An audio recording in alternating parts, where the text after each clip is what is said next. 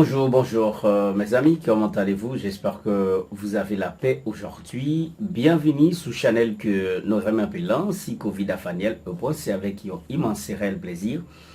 Nous rejoignons sous plateforme, non? Nous pourrons continuer, dialoguer ensemble avec vous et même faire pas de points qui fait actualité.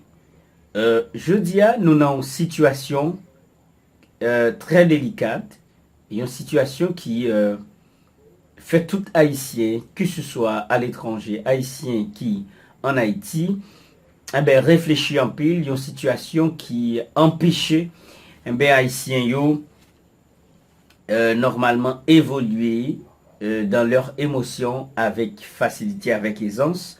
Et maintenant, en pile haïtien gagne en barre pour être capable d'exprimer la fierté des saliniennes, la fierté normalement que nous gagnons en tant qu'haïtiens.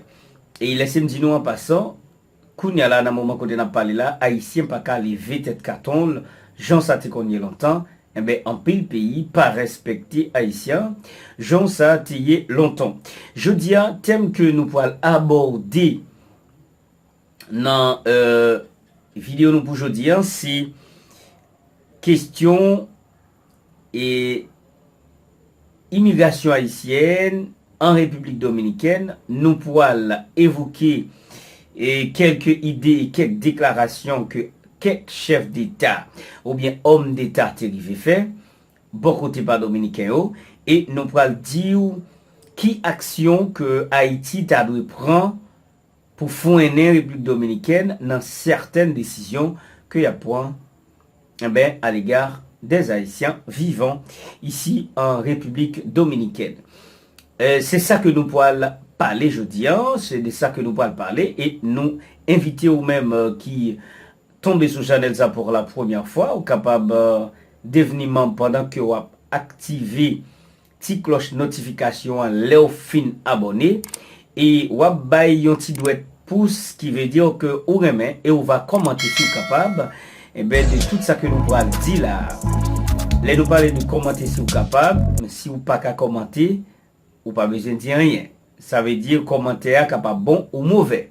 Mais il y a des gens qui pas qu'à commenter, l'autre il fait un commentaire, c'est l'autre bagaille qu'il fait.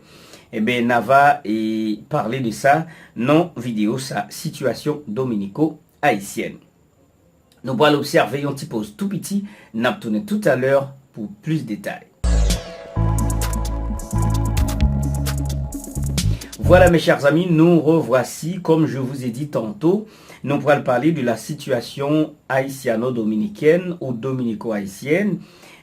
Nous pourrons baser sur l'immigration des Haïtiens de manière illégale et légale. Nous voulons évoquer avant déclaration que directeur immigration, M. Enrique Garcia fait, dans une semaine qui saute passé là, il fait plus de 4 déclarations concernant l'immigration massive des Haïtiens. M. Roberto Alvarez, pardon, M. Enrique Garcia, il fait qu'on est l'immigration haïtienne en République dominicaine est plus dangereuse que la drogue et la délinquance. Il y a un bagay qui te fait me réfléchir en pile, c'est les m'a regardé pour moi l'aide DNCD qui c'est direction générale direction de contrôle de drogue en République dominicaine. Les yo prend yon moun nan question drogue, moi ouais délicatesse que yo utilisé pour yo mener moun sa aller. Yo seulement yo menote moun nan, les yo fin menotel, yo deux chita mais pour yon seul grain moun parce que les yon moun prend drogue c'est un monde qui fragile. À un moment donné, il est capable de faire salve et il est capable de changer en situation nan men monsieur DNCD. Moi kon ouais moun qui monte machine DNCD cap sauver, ça veut dire cap laguer tête yo en bas pendant machine à courir pour capable sauver tête yo. Parce que dans le pays ici, depuis non cité pour drogue, franchement, nous capables de dire la vie ou presque finie, la vie ou presque nulle ou presque c'est un nullard. Bon, passons. C'était une parenthèse. On nous parlait de situation dominico-haïtienne. Là, nous regardons pays d'Haïti, nous c'est un pays qui pas gagné grand moun. Ok? Et un pays qui pas un grand moun, nous prêtons ça, non mais on confrère pour nous dire que le pays a pas un grand moun. Le pays a pas un maître là-dedans là, il pas un dirigeant. Haïtien yo vinn jwenn yo dans une situation côté que kidnapping, violence, délinquance, banditisme fait actualité en Haïti, ça mettait chaque grain haïtien dans une situation côté que les haïtiens sont sortis, ils pas connaît si la rentrée. Ça fait haïtiens yo déplacer sans consentement. Je m'explique, sans consentement, sans préparation. Et haïtiens obligés de déplacer contre leur volonté. Là, nous parler de volonté, il y a la volonté permissive, il y a la volonté active, il y a la volonté absolue que nous avons en nous. La volonté absolue, c'est la conscience que nous avons en nous. Les scientifiques, il y aurait l'intuition, mais dans la spiritualité, il y aurait ça, le Saint-Esprit, ou bien l'Esprit. Nous avons la volonté permissive, c'est la volonté que nous avons en nous, et une volonté active qui nous permet de décider. Bon, là, je fais la psychanalyse. L'homme n'a gagné décision qu'il prend face à une situation. Et c'est ça que fait, bon Dieu crée nous avec délicatesse ça, libre nous capacité et pouvoir de décider dans certaines choses matérielles. Et en plus fois, même dans la spiritualité, Dieu nous a permis de prendre des décisions. Quoique parfois, la décision prise, il n'y a pas un avantage, nous, parce que nous vivons dans le temps. Nous ne savons pas ce qui a passé dans l'éternité. Mais l'éternité comprend bien la réalité du temps et la réalité hors du temps.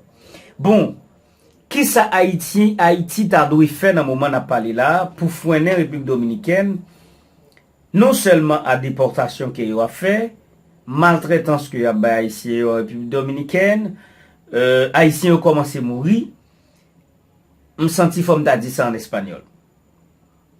Yo quiero hacer un llamado al director de migración, el señor doctor Enrique García. Yo como haitiano me siento ofendido, me siento recusado, me siento humillado cada vez que yo veo un haitiano que se muere en esa condición.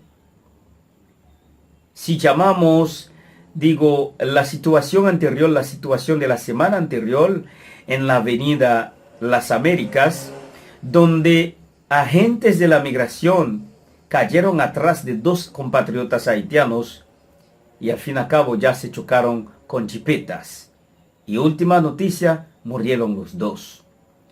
Murieron dos compatriotas haitianos porque la migración cayó atrás. Déjame decirles algo.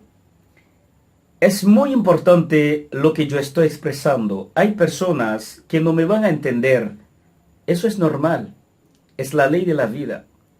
Pero vamos a hacer un cambio de rol. Usted como ciudadano dominicano a veces aplaude el comportamiento de los agentes de la migración. A veces aplaude cuando agarra a un haitiano y le da una trompa o le da unas cuantas carchetas. Yo no voy a decir galletas. Sí, pero culturalmente se dice galletas, pero unas cuantas carchetas o patada y usted se siente conforme, pero yo no. Eso me ofusca.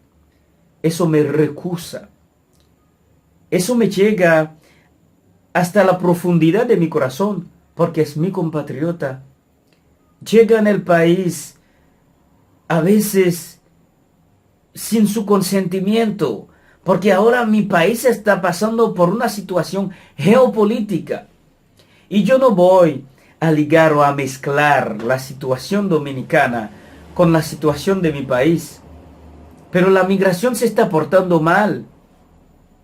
Agarra a un muchacho en La Vega con su motocicleta, con su motor, y el agente de la migración ni siquiera preguntarlo ¿Quién eres? ¿Quién eres? Pregunta por su nombre, por su identidad. Agarró el muchacho en su pantalón atrás y empezó a empujarlo. Y el muchacho con su motor, sabiamente, cortésmente, dijo, Señor, por favor, déjame identificarme. Porque usted está buscando los ilegales, pero dame un chance para yo expresar. Y cuando sacó su documento, ese tipo estaba legal. ¿Y cómo que se ve? ¡Qué humillación! ¿Qué tan feo se ve eso?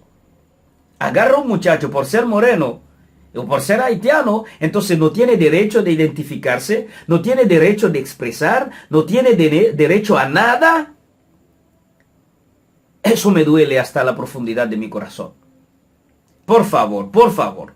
Yo no estoy diciendo que ustedes no pueden resolver el problema de la migración de su país, pero hay una forma de hacerlo, basando en el respeto de los derechos humanos. Y ustedes siempre claman alrededor del mundo que ustedes respetan el derecho humano.